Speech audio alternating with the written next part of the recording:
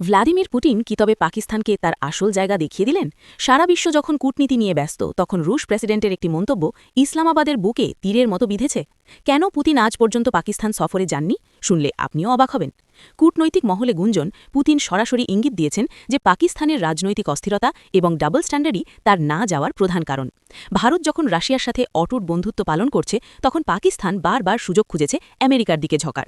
পুতিনের স্পষ্ট বার্তা, রাশিয়া বিশ্বাসযোগ্যতা ছাড়া কোথাও পা রাখে না।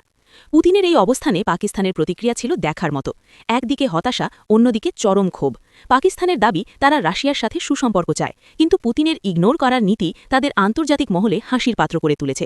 পাকিস্তানের মিডিয়াতেও এখন চলছে আত্মবিশ্লেষণ। আসলে ভারতের সাথে রাশিয়ার যে ঐতিহাসিক সম্পর্ক, তার সামনে পাকিস্তান সবসময় ম্লান। পুতিন জানেন দিল্লিতে তার জন্য যে সম্মান তোলা আছে তা ইসলামাবাদে খুঁজে পাওয়া অসম্ভব। আর এই কারণেই ভারতের পরম বন্ধু পুতিন পাকিস্তানকে বারংবার রিজেক্ট করে চলেছেন।